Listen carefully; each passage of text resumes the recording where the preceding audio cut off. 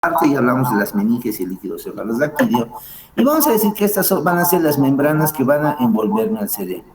El cerebro, o encéfalo en todo caso, que sería todo aquello que se encuentra dentro de la cavidad craneal, va a encontrarse reforzado por lo que se presenta una porción ósea, gruesa y dura, que corresponde a los huesos del cráneo, que saben ustedes también que dentro de su estructura tenían dos configuraciones especiales, lo que corresponde a la tabla externa, que era el hueso compacto, más duro por fuera, y la tabla interna, que era el hueso compacto en la parte interna del cráneo, y entre ellos una masa de hueso esponjoso que se la denomina la diploide. Entre ellas, por ahí discutían vasitos sanguíneos, pero recordaremos aquí, las venas en el cerebro no se llaman venas. ¿Por qué? ¿Por qué no? Nadie. 20 y nadie.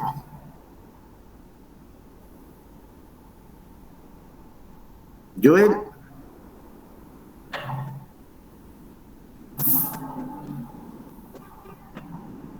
Joel, ¿se ha ido o qué? Yo, doctor. Sí, vos.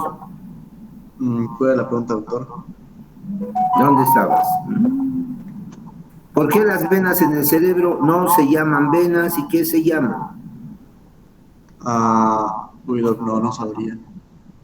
Qué triste para cuando trabajes. ¿Alguien más? ¿Se llaman senos, doctor? Se llaman senos. ¿Y por qué no se llaman venas? Porque si mal no estoy, les falta una capa. No son venas completas, les falta una. Y por eso se les llama cumplen seno. los criterios histológicos para hacer vena, que es endotelio, subendotelio, una capa muscular mayor en las arterias, menor en las venas. Las arterias del cerebro cumplen características de arterias, pero las venas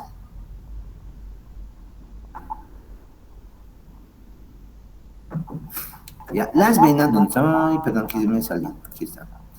Estas venas que encuentro dentro del cerebro son simplemente desdoblamientos de la dura madre, o sea, tejido epitelial, no tienen capa muscular, por lo tanto no presentan resistencia ni capacidad de contracción que limite el flujo venoso en ellas, las arterias sí, ¿ya?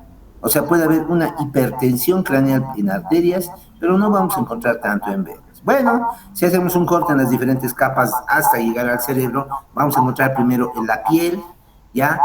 Por debajo una grasa, que es la grasa subepitelial, la cual va a estar fijada con lo que se presentan los diferentes pelitos que encontramos nosotros acá.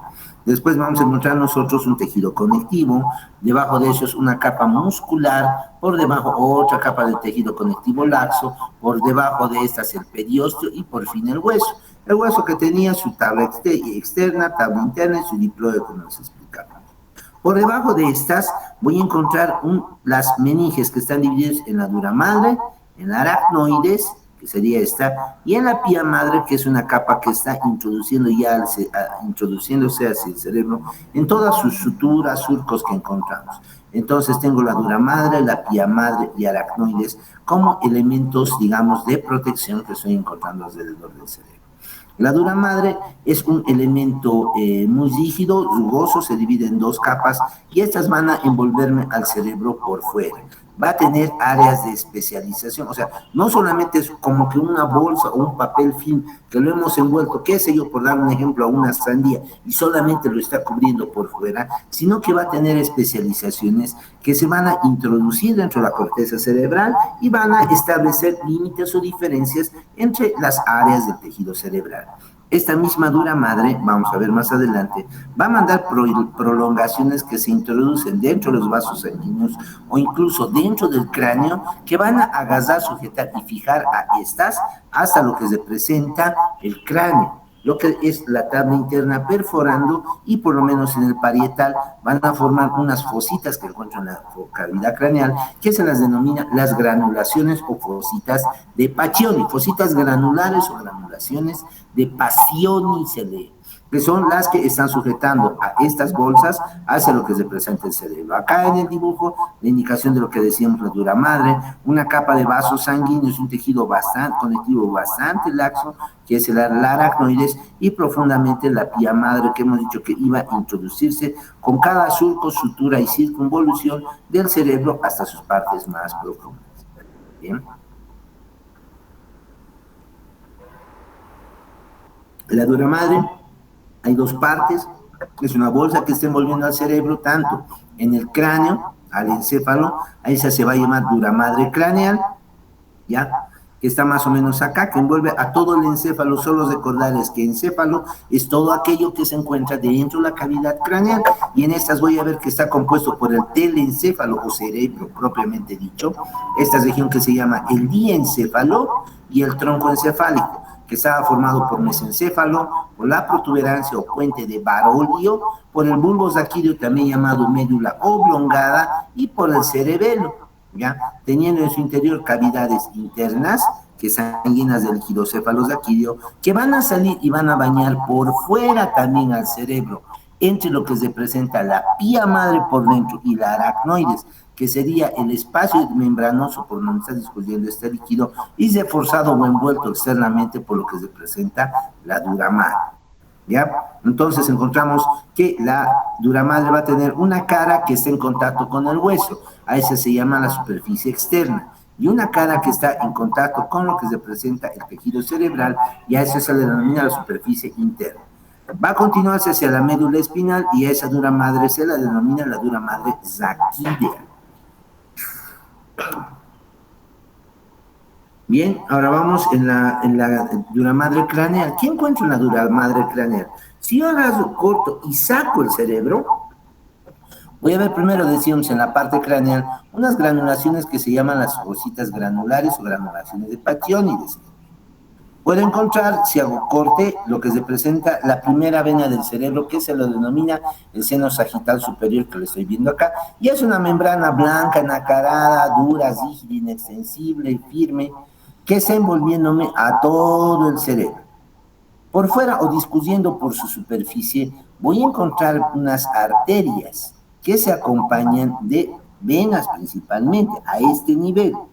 Las arterias se llaman las arterias meningias. Voy a encontrar una arteria meningia media, una arteria meningia menor, que están prácticamente encargándose de la vascularización de toda la superficie meningia.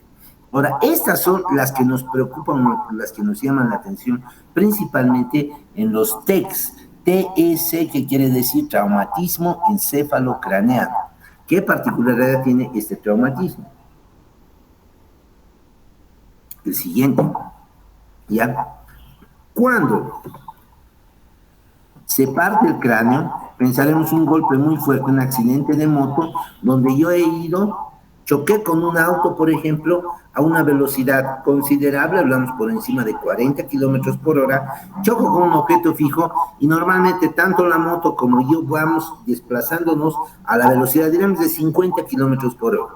Bruscamente la moto encuentra un tope que evita que siga avanzando, pero mi cuerpo no lo encuentra, salvo que sea el manubrio de la moto.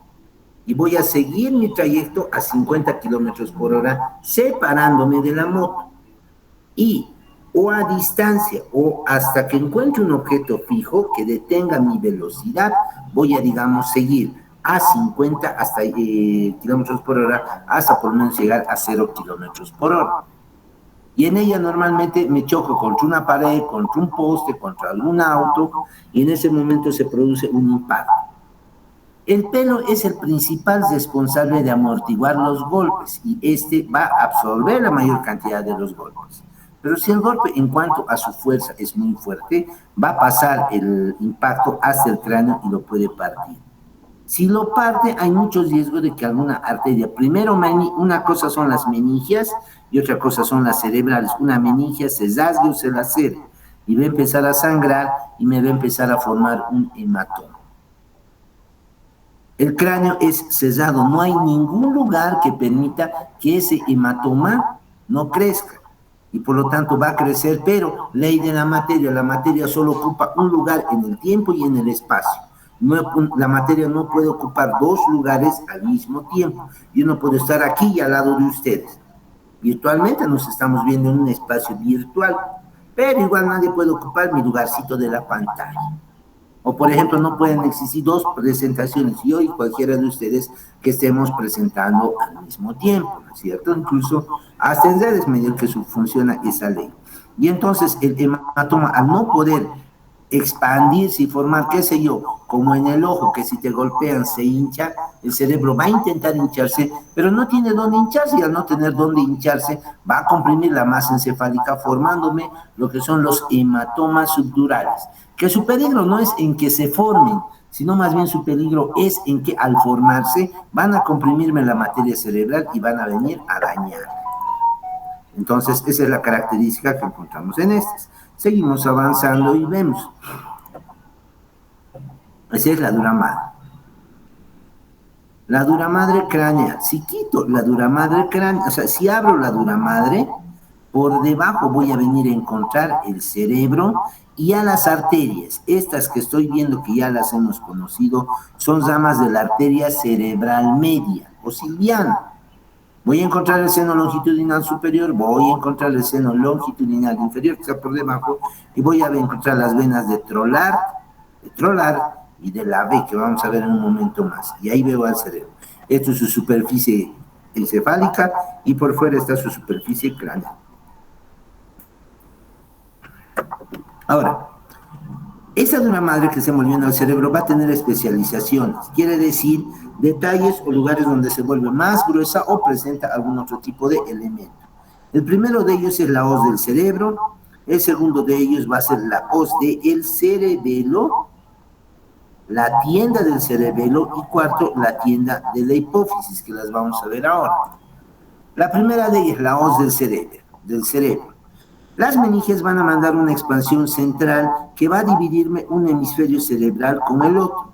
Hacia abajo va a venir a tomar contacto con lo que se presenta el cuerpo calloso, y este cuerpo calloso va a encontrarse o van a ser fibras, como ya conocemos, que unen un cerebro al otro, pero que estas duramadres, estas meninges, evitan que un hemisferio cerebral se toque con el otro.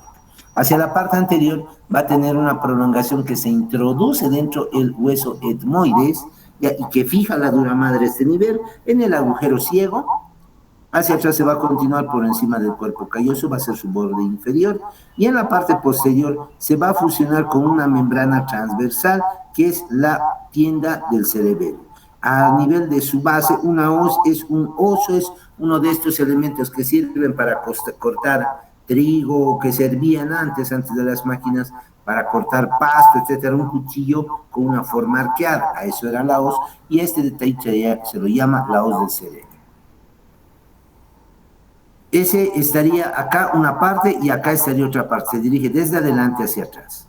Si hago un corte en el cerebro, en el cráneo, quito el cerebro, estoy viendo otra membrana que separa, que fijándose desde los bordes superiores de las porciones petrosas de los huesos temporales, ¿ya? Se van a dirigir como un tabique divisorio hasta la línea media. A toda esta membrana que me separa la fosa cerebral de lo que está por dentro, por abajo, que es la fosa cerebelosa, se la llama la tienda del cerebelo. Esta tienda también manda un tabique que divide el cerebelo o a la fosa cerebelosa en dos regiones, fosa cerebelosa izquierda y fosa cerebelosa derecha. Va a presentar un orificio por el cual está ingresando el tronco encefálico, ¿ya? Y va a permitir tanto de que el cerebelo tome contacto con el tronco encefálico, tanto como para que las arterias penetren de manera directa hacia las diferentes cavidades del cerebro. Entonces encontramos la hoz del cerebro, que sería su tabique medial, y la tienda del cerebelo, que serían las membranas que separan el cerebelo de las porciones inferiores. ¿Qué más voy a encontrar? Hacia adelante una membranita que está dirigiéndose o fijándose en las apófisis clinoides. Encontraba las apófisis clinoides anteriores, las medias y las posteriores.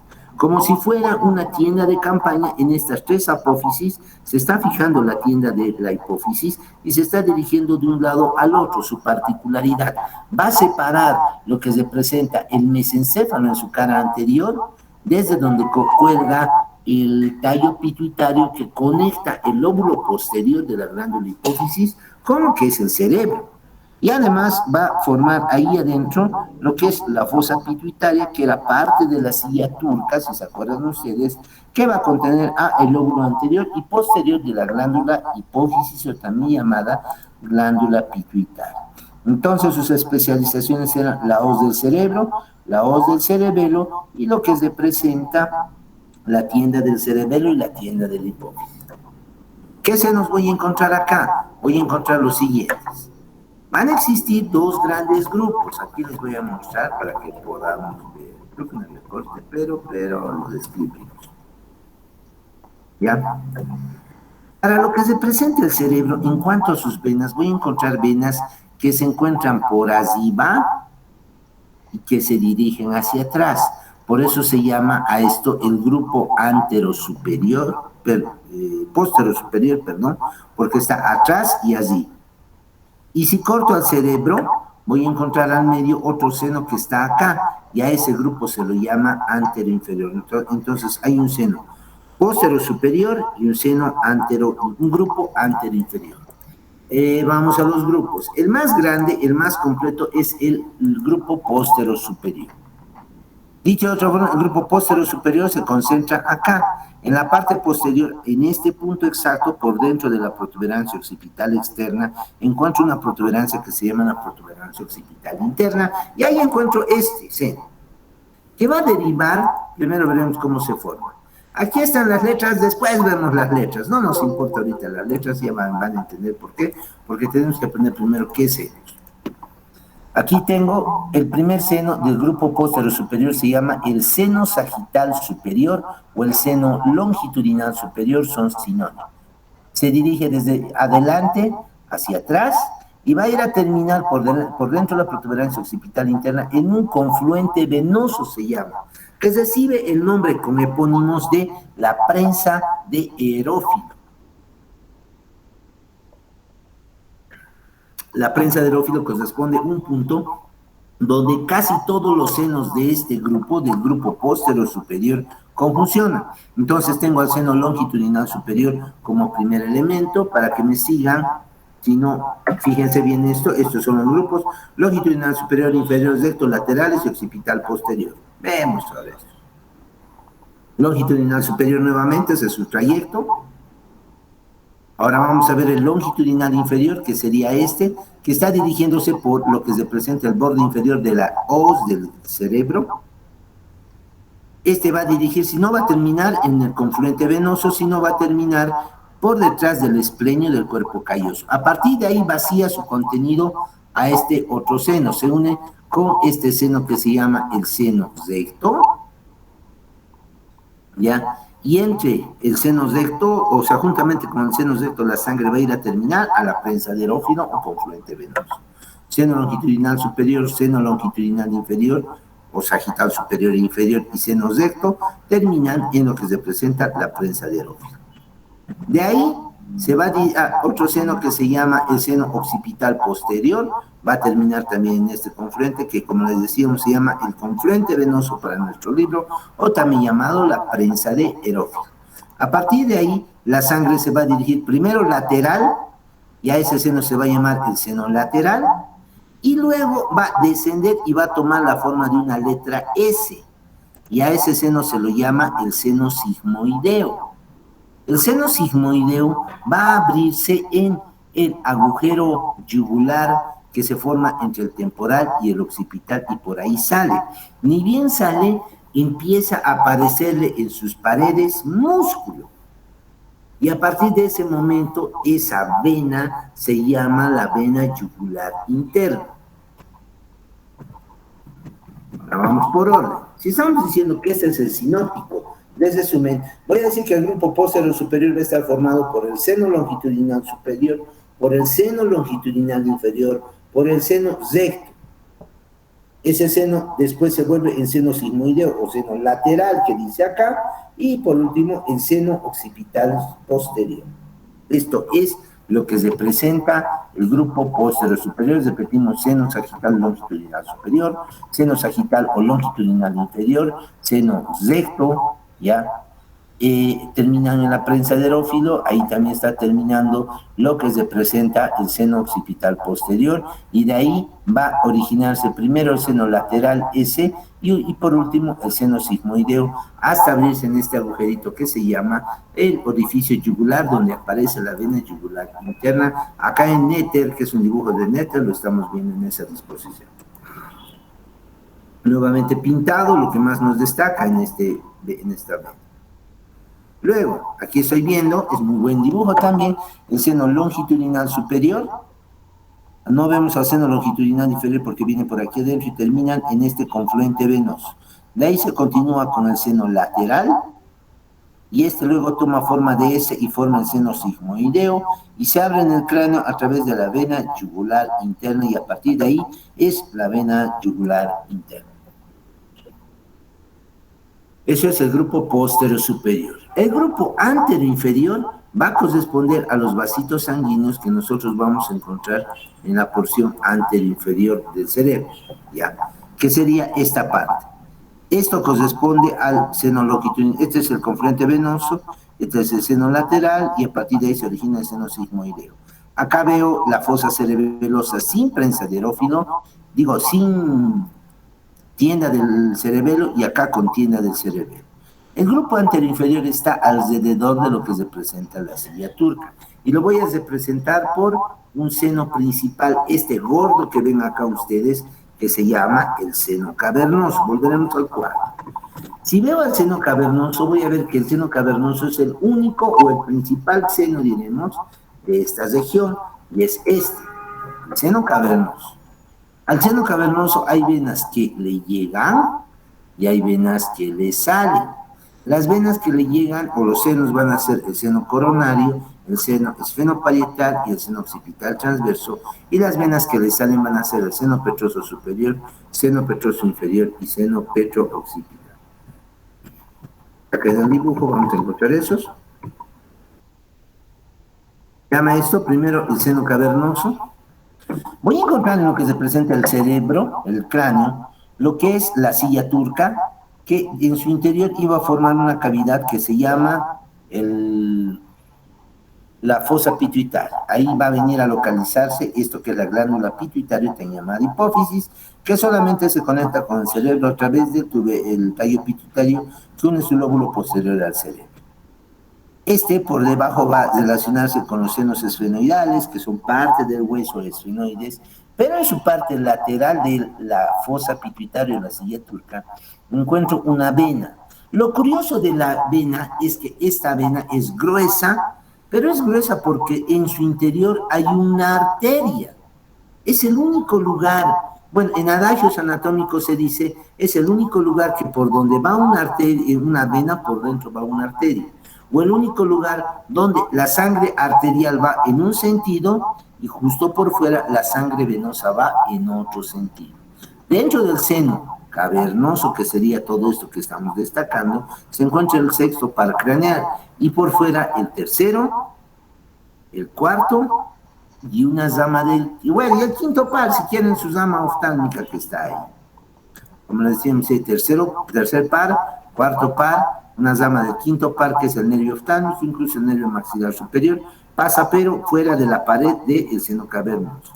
Para entenderlo mejor les vuelvo a decir, aquí tengo el seno cavernoso. Si lo abro al seno cavernoso, adentro encuentro la arteria oftálmica, que sería esta, y estoy encontrando el tercer par craneal, el cuarto, junto con la arteria, el sexto, y el quinto par craneal con su rama oftálmica, maxilar y mandibular. Aquí encuentro el seno cavernoso con sus venas aferentes y eferentes que ya les hemos explicado. Seno esfenoparietal, que es este que le está llegando al seno cavernoso. Segundo encontramos este senito que es el seno coronario. ¿Por qué coronario? Porque forma un plexo venoso alrededor de la silla turca. El tercero es este, que es el seno occipital transverso, que son sus ramas aferentes. Sus ramas eferentes de este seno van a corresponder a esta, que es el seno petroso superior. Por debajo encuentro este otro senito, que es el seno petroso inferior. Y por último encuentro este seno, que es el seno petro-occipital, que está yendo a terminar a estas venas. A nivel de las meninges ocurre un fenómeno similar. Voy a encontrar la dura madre, voy a encontrar la aracnoides y la pía madre. Voy a saber que esta capa, que se llama la capa aracnoides, manda prolongaciones que salen con los nervios raquídeos, y saliendo con los nervios raquídeos van a formar estos ligamentos que se llaman los ligamentos dentados, que fijan la aracnoides a lo que representa la dura madre. Ahora no olvidemos, son dos vascularizaciones distintas. Las arterias meningias y las arterias cerebrales. Las cerebrales hemos formado un polígono, el polígono de Willis, para las cerebrales. De ahí salen la cerebral anterior, la cerebral media y la cerebral posterior. Por fuera del cráneo voy a ver las arterias meningias y encuentro dos arterias. La arteria meningia media, la arteria meningia anterior está, y la arteria meningia accesoria, que sería esta pequeñita. Encuentro esas tres venas. La arteria meningia anterior se está conformando como una rama de la arteria oftálmica, que más o menos a nivel del cráneo desprende ramitos etmoidales, pero de uno de estos sale una rama que me vasculariza las meninges en la parte anterior, es muy pequeña. La arteria meningia media es gruesa, ingresa por el agujero oval juntamente con su salida de nervio maxilar y se distribuye en prácticamente todas las meninges, labrando surcos en el hueso parietal. Y la meningia menor ingresa por el agujero espinoso y se divide por la parte superior de lo que representa las meninges. ¿Puedo encontrar una última arteria? Es la arteria meningia posterior, que atraviesa el conducto condilo posterior, que está por detrás del cóndilo del occipital, y me vasculariza la parte posterior de las meninges. Ahí tengo la arteria meningia menor, como les explicaba. En lo que representa la dura madre desde aquí ya va a estar vascularizada por la arteria espinal anterior, una y las dos espinales posteriores. Quedan arterias circunflejas que están dando la vuelta alrededor de la médula espinal. Además encuentro venas que tienen el mismo nombre que las arterias, venas espinales. Hay profundas y venas espinales superficiales que forman un plexo alrededor de lo que representan los vasos sanguíneos, la médula, formando equipo con lo que representa la grasa perimedular.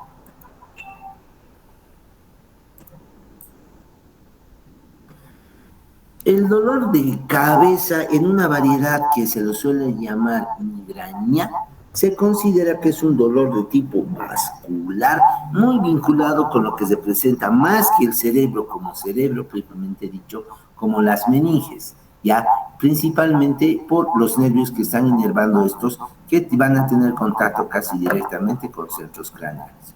El dolor de lo que se presenta en la migraña, también conocido como jaqueca, es un dolor particular de origen nervioso que empieza con, se pueden llamar estigmas propios de lo que representa este tipo de dolor o este tipo de cefaleas. Ya estos estigmas son premonitorios y cuando los sientes o aprendes a reconocerlos, sabes que te va a doler la cabeza de una forma muy, muy intensa. Normalmente viene con alteraciones de la función sensorial, puede ser olfativa, puede ser visual, puede ser auditiva, principalmente la olfativa y la visual son las que predominan. ¿Qué veo? A veces estoy mirando y bruscamente siento como que un pequeño mareo y empiezo a ver en el aire o como moscas volando o como si una telaraña estaría tomando contacto con la luz del sol y estaría brillando.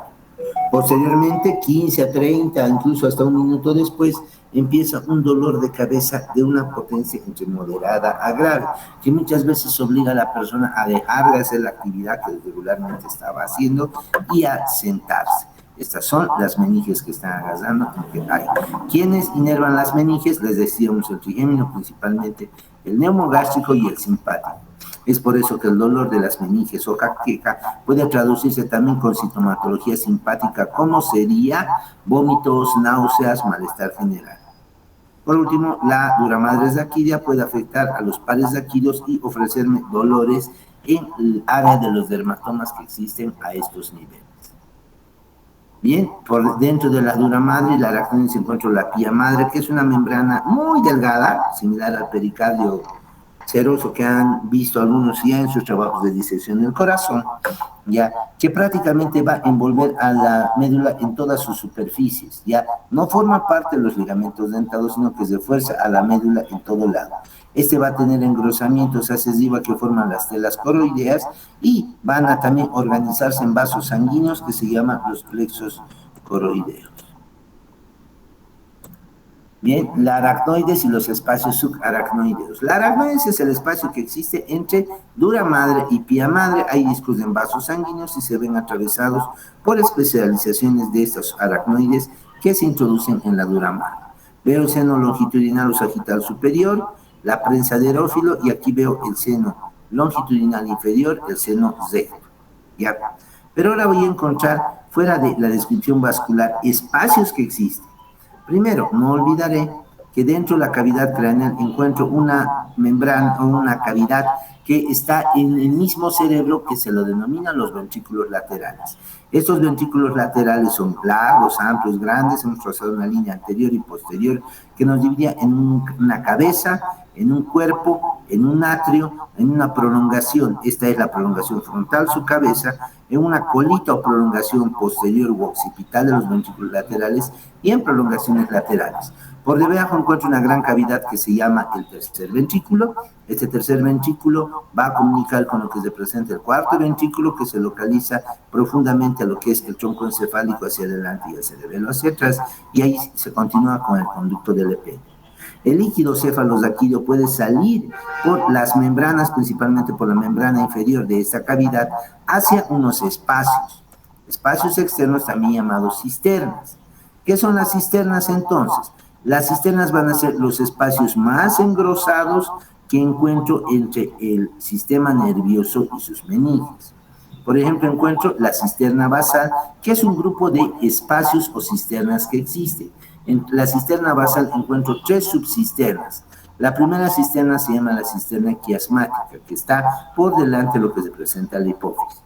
Cuando el cerebro se golpea, su principal mecanismo de defensa va a ser el aumento de volumen. Si quieren dicho, en otras palabras, se hincha. Si se hincha, llena la cavidad craneal. Si se hincha más, no tiene de dónde más hincharse y por lo tanto empieza a lesionar las estructuras internas.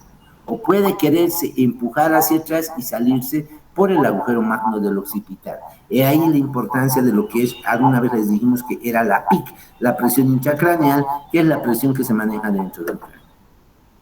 La segunda cisterna era la cisterna interpeduncular, ya que se encuentra entre los pedúnculos cerebrales, que dieran la apariencia que sujetan el cerebro, y esta desaparece cuando aumenta la PIC o presión intracraneal.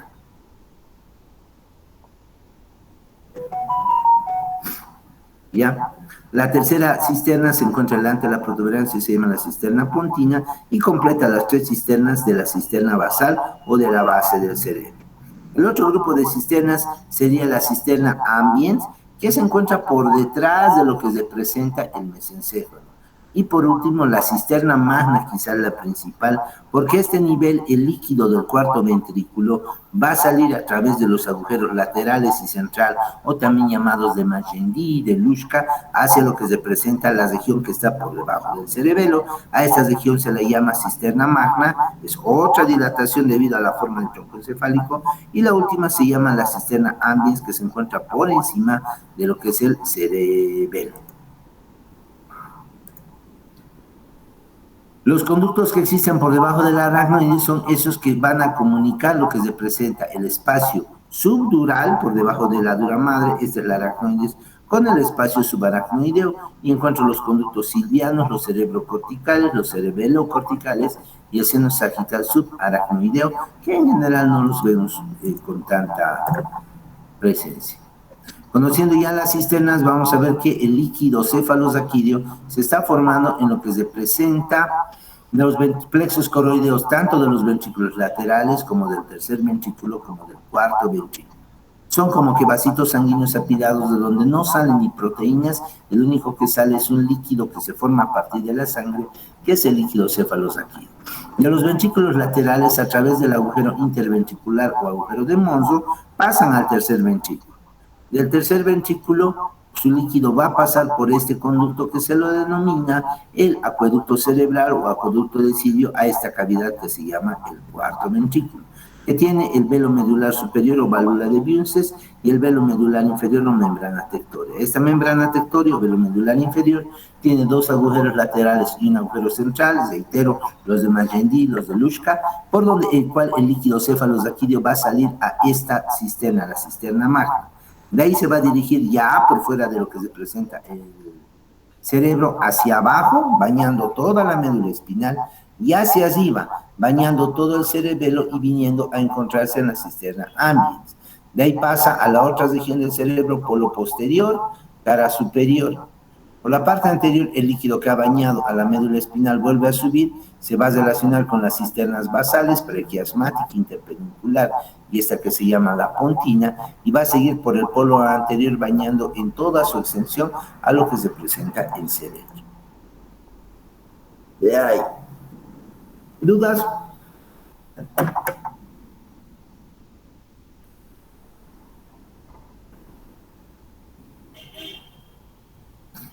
Nada. Doctor, disculpe, ¿qué dijo que eran las cisternas? ¿Solamente engrosamientos? ¿Perdón?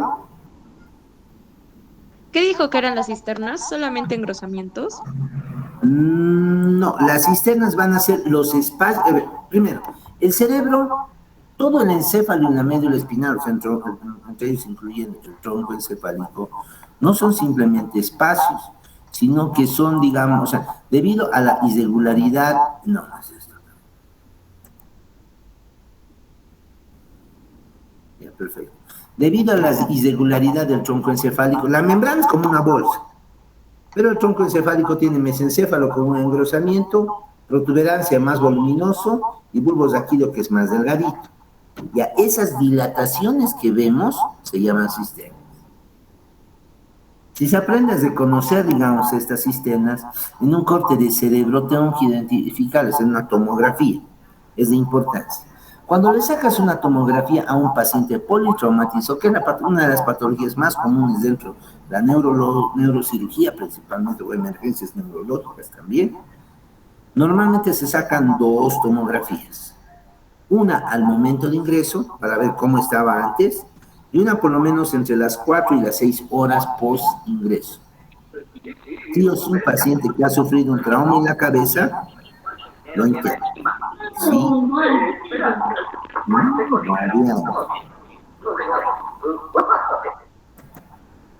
Ya, sí o sí, lo internas y lo valoras 24 horas. Los pacientes hasta protestan, ¿por qué me está internando si estoy bien? Pero ha sufrido un golpe en la cabeza. Les vuelvo a decir, si sufres un golpe en el ojo, ¿qué va a pasar? Como mecanismo de defensa, a ver, interno va a ser la inflamación. ¿Qué es la inflamación? Ante cualquier agresión, el tejido libera factores que van a producir, primero, vasodilatación. Quiere decir que ese lugar se va a tornar más caliente, primero, porque sus vasos sanguíneos se están empezando a dilatar. Segundo, ya se ha vasodilatado y por lo tanto hay más sangre. El lugar de la lesión libera factores que hacen que los polimorfonucleares, por un proceso que ya lo deben conocer que se llama diapéresis, siendo células grandotas se deformen, se metan hacia los poros de los vasos sanguíneos y empiecen a infiltrarse en el tejido. ¿Qué otros nombres reciben los polimorfonucleares? Si no saben, están en la luna, no merecen seguir ya, porque ya han llevado sangre en esto, ¿o no? A ver, 5 células sanguíneas de la serie blanca, ¿cuáles son? 3 de línea mieloide, 2 de línea linfoide. ¿Cuáles son de la línea mieloide? Soy anatomista, por si acaso, no soy histólogo ya. ¿Cuáles son las 3 de la serie mieloide? ¿Alguien, por favor? Muéstreme y demuéstreme que estoy equivocado en pensar que ustedes no saben nada. Es neutrófilos, basófilos, eosinófilos. Qué bien, Sebastián, yo te felicito. Ahí me está mirando Ricardo Yol con su cara de asustado por no saber. Y la Andrea Baña, creo que su mamá le va a golpear ahorita porque no sabe. Y las 2 de la serie linfoide, ¿cuáles son? ¿No serían 3, doctor? Linfocitos B, T y los natural killer. No, esos son las variedades de linfocitos. Hay 2, uno de ellos son los linfocitos. Ahora, la familia de linfocitos de ciencia se dividen en T, B y los NK. Esos son uno. ¿Y el otro? Es el monocito, doctor. Ahí están los monocitos. Y posteriormente puedes incorporar incluso acá los macrófagos, las células cebadas, pero ya son células modificadas de estas líneas. Estas 5 líneas se encuentran dentro del vaso sanguíneo. Fuera ya se transforman en células cebadas, en macrófagos, etcétera, pero todos parten de esas 2 grandes líneas. Les estoy hablando de lo básico. Lo básico, igual lo sé. O sea, no, ahorita no me voy a acordar el número de la proteína, digamos, proteína de canal, proteína iónica, etcétera. A veces hay otros que tienen sus tipos específicos o que antígenos en su superficie tienen que en histología, digamos, manejan más. Pero para que se den cuenta de que hace años no leo, pero cuando te traen un laboratorio de sangre te dicen linfocitos tanto, monocitos tanto, eosinófilos, basófilos, neutrófilos tanto.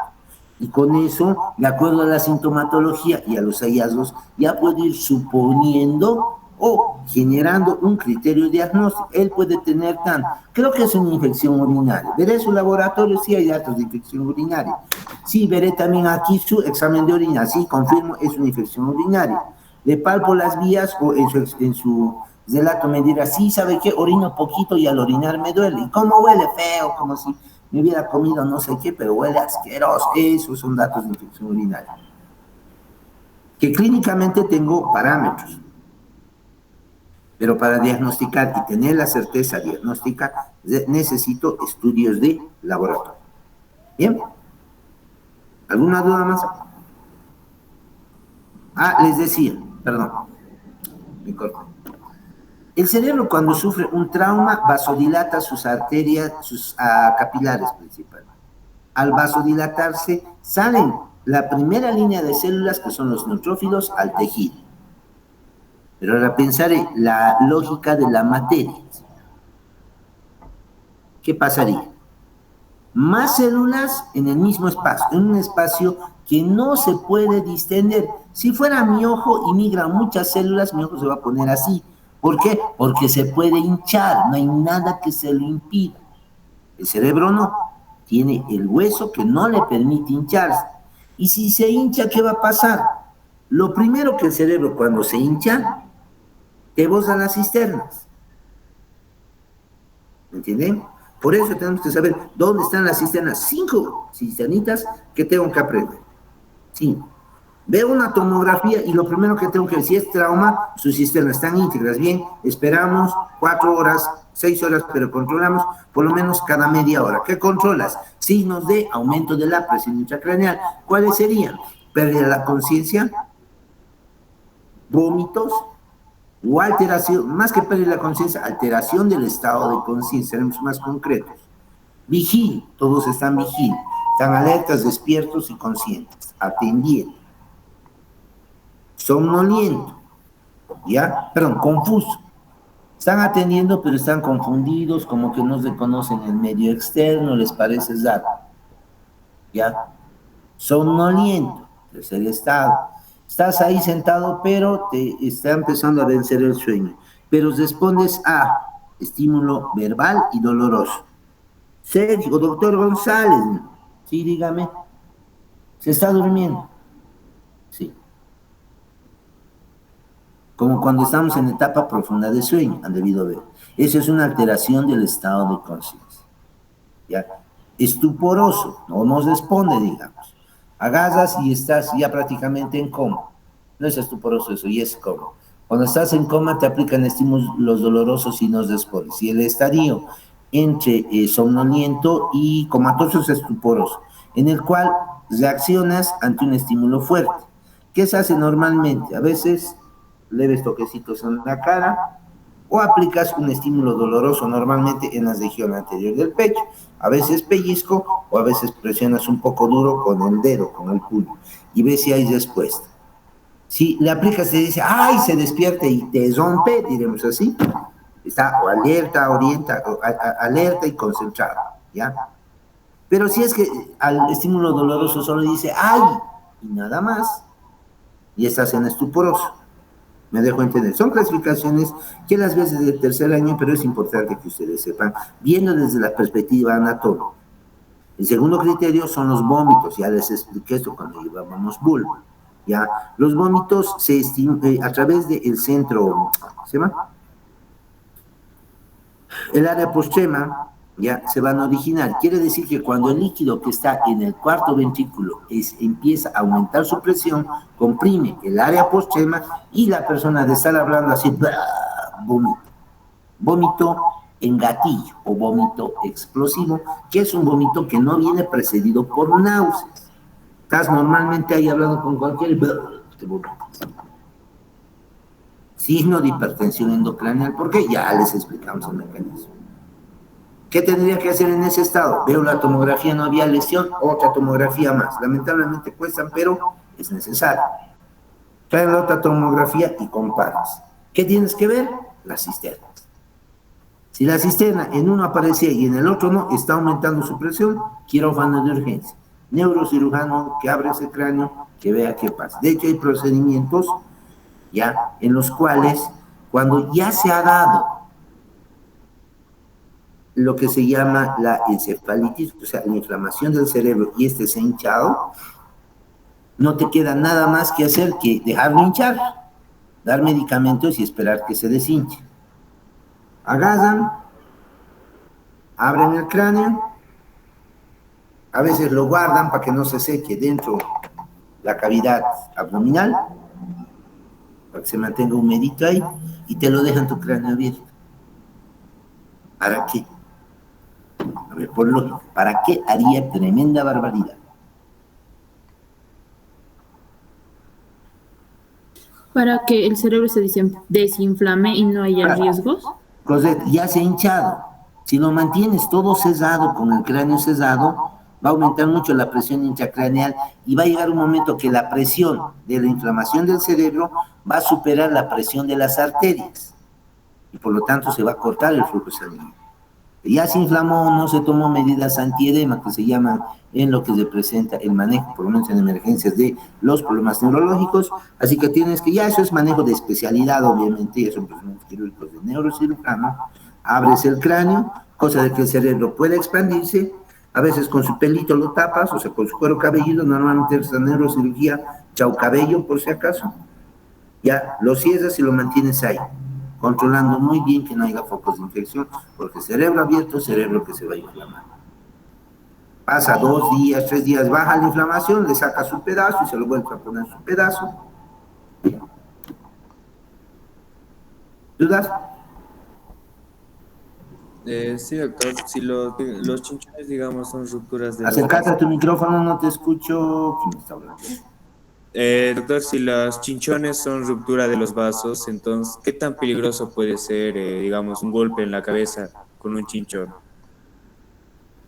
¿Qué tan grave puede llegar a ser? Claro.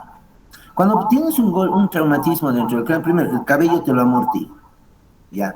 Pero si es que el golpe llega a producir rotura de vasos sanguíneos, se va a formar una colección, sea por debajo del tejido graso, y por encima del músculo o por debajo del músculo.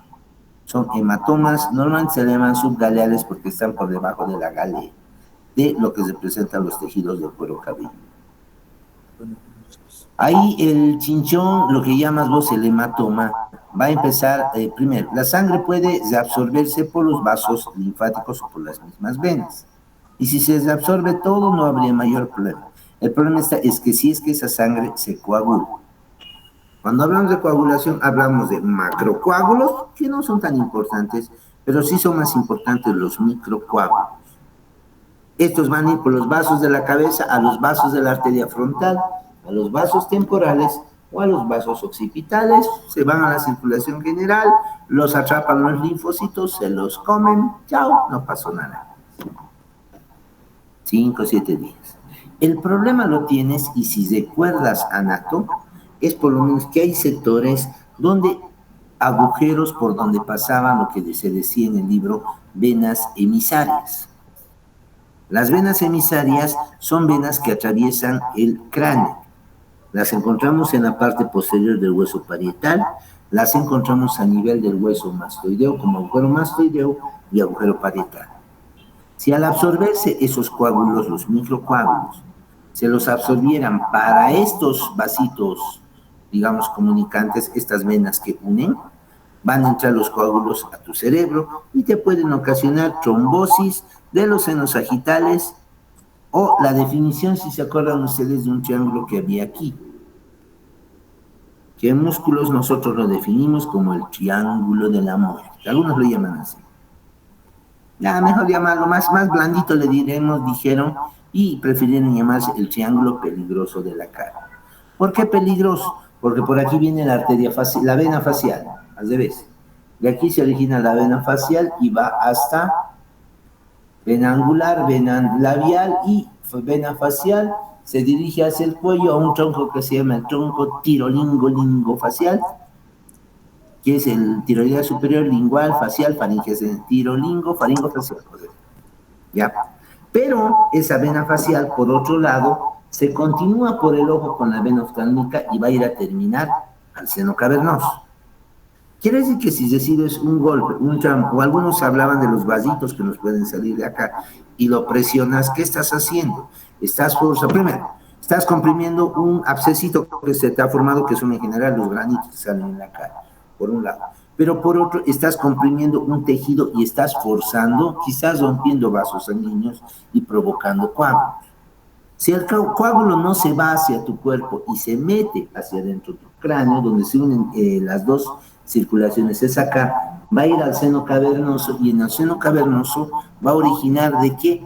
Un coágulo cuando se ha formado produce la formación de más coágulo encima de él. Y en ese aspecto lo que produciría es que se forme un gran coágulo en los senos cavernosos, que se llama la trombosis del seno cavernoso, que es el riesgo más grande cuando se aplica fuerza, presión en el triángulo peligroso de la cara. Por eso es peligroso. ¿Dudas? Está bien, doctor. Doctor, ¿y para la rinoplastia también se corre ese riesgo de formar un coágulo en el seno cavernoso porque se toca el área de la nariz? Exactamente. Normalmente, a ver, es por eso escuchar, cuando te van a hacer, entre varios procedimientos quirúrgicos, lo primero que tienes que hacer es anticoagular. Y para las rinoplastías, anticoagulas. De manera de que la sangre entre un traumatismo, etcétera, no venga a formar coágulos. ¿Va a ir? ¿Va a ir? ¿Va a ser vos?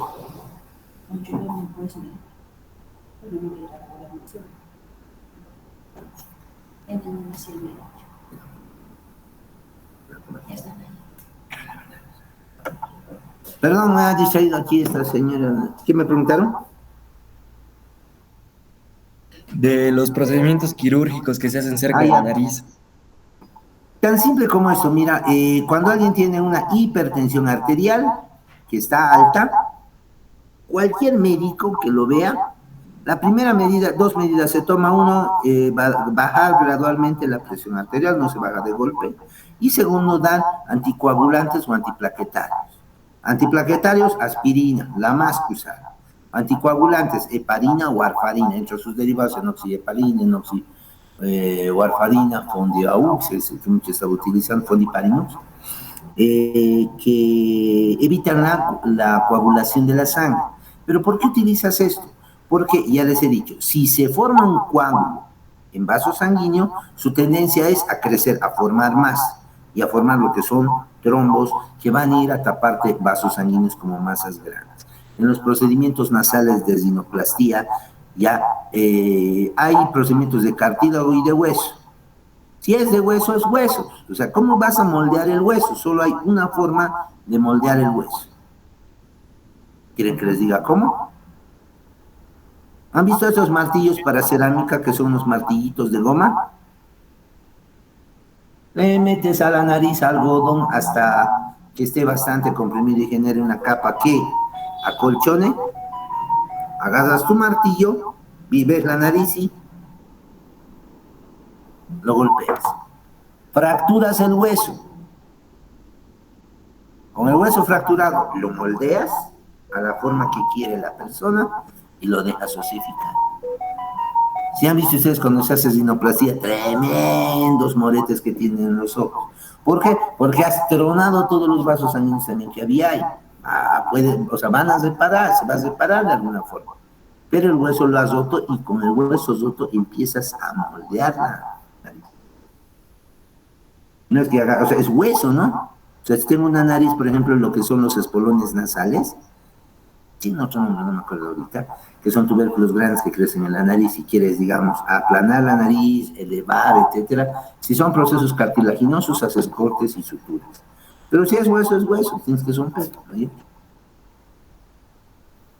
Por ejemplo, teníamos un caso, una chiquita, era la hijita de una señora que trabajaba en un hospital donde trabajaba, que le envía pagador, por ejemplo, que ha tenido una craneosinostosis. Esperemos que ya estemos en el nivel de poder hablar con terminología médica.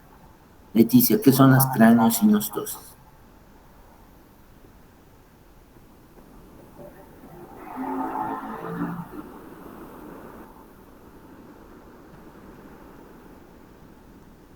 A ustedes les voy a poner porque tengo sus cámaras prendidas y sé que puedo hablar con ustedes.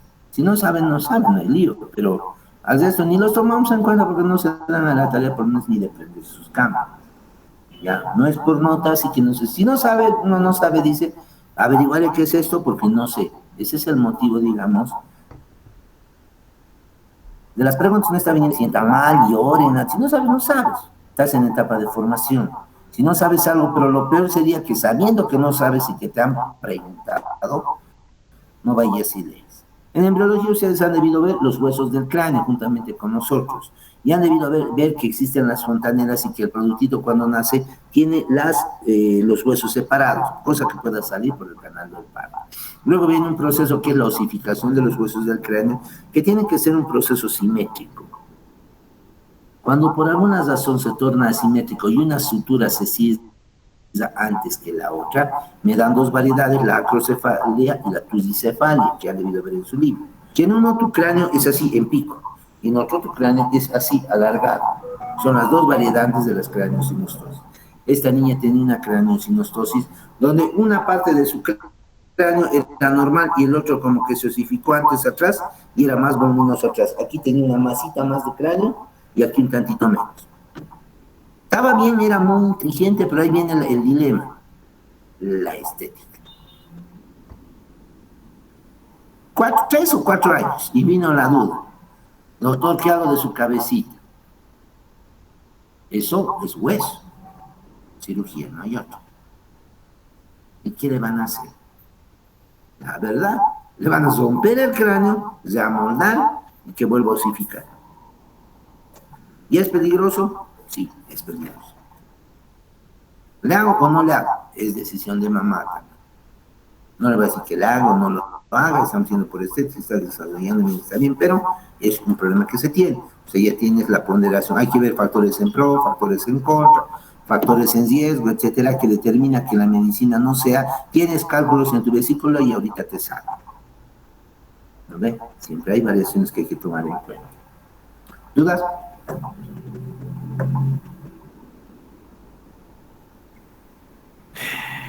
Terminamos neuro con este tema, con este grupo, así que el sábado espero que tengan sus preparados listos, por favor, a las salas vamos a tomar y vemos de ahí para adelante. ¿Listo? Vayan preparando, les recomiendo, no es obligatorio, es una tarea que tienen que hacer en sus casas, consigan su corazoncito, ya, me avisan cuando lo tengan.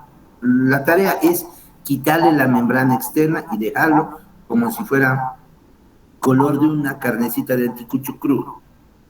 No es rojizo, pero no es brilloso. Eso brilloso se da cuando no tiene su membrana y lo que quiero es que le quiten la membrana y me lo muestran con sus vasitos. Ya. El sábado vemos cómo están avanzando. Muchas gracias, nos vemos. Hasta luego, doctor. Hasta luego. Hasta luego. Hasta luego.